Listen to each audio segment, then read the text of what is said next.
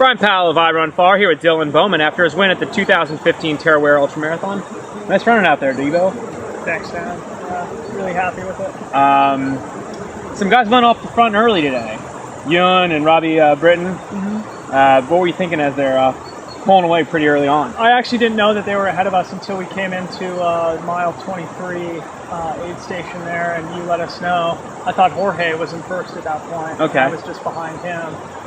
So, yeah, but then I caught both of them very shortly after we left that aid station, and I could sort of tell that both were laboring a little bit because they had gone out really hard.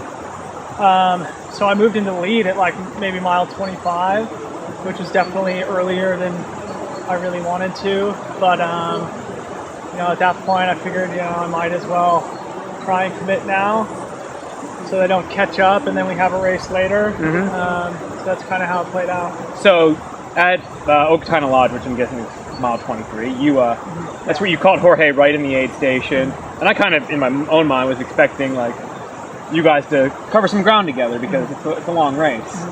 Did you just have different speeds at that point and just kept on rolling? Yeah, I think he may have stopped to use the restroom or something like that. But yeah, we split basically right there, and I didn't see him again.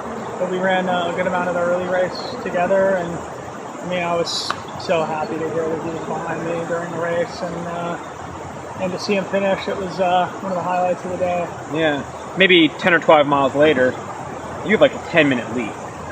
You built it pretty quick. On the entire field.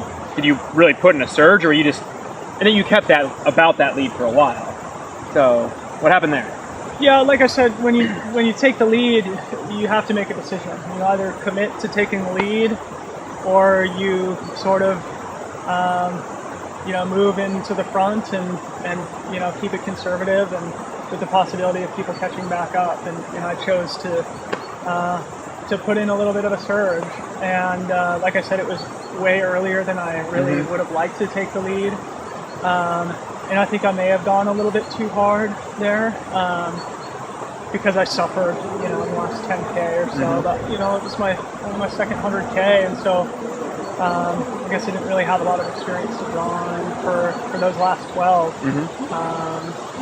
So, you know, I was looking over my shoulder, but you know, I got updates that my lead was comfortable, but I know Jorge, you know, always finishes really hard. He runs downhill and flats a lot better than me, so I didn't think I had it wrapped up until, you know, the finishing shoot. It's interesting. You guys are neighbors, but you also sort of are both really strong early season. You know, pretty, you know, a good mix of fast and dealing with the hills and mountains. So. Makes for some really interesting early season competition. Yeah, and we have different strengths, you know. So early in the race, we ran a good amount together, but it was kind of back and forth. Mostly he was in front, but he just is so good at running downhill. And then I'll reel him back up, you know, back in on any climbs.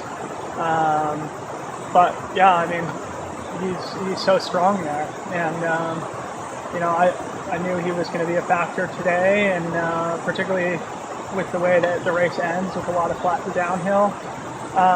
So, like I said, I'm super, super happy for him, and you know, he had a great race at TNF, and now a great race here. So, yeah, stoked that we can bring it back to Mill Valley.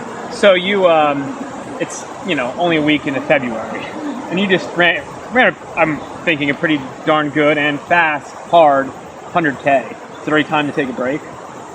Yeah, you know, I think I do better taking a lot of short breaks throughout the year than, you know, one or two longer ones.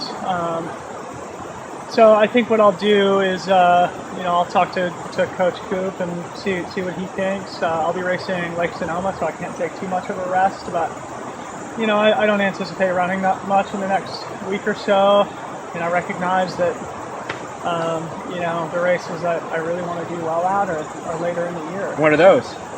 Well, I'll be running Western States again for the 4th year in a row, which, you know, that race deserves every ounce of focus you can put into it. So that's what I'll do.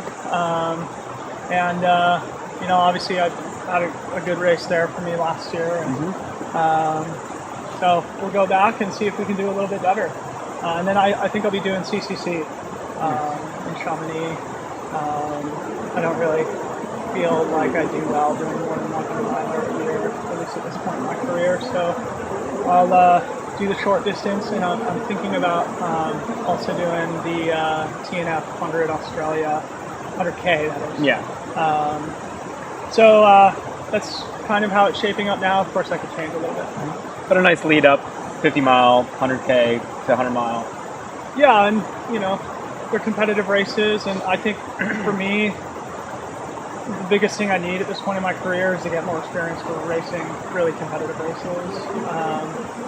I mean, in order to do well in the races that I really want to. So that's kind of the decision-making process for me, and I'm really excited about this year. Yeah. Nice. Well, congratulations on a great run today, and good luck to the rest of your year. Thanks, Greg.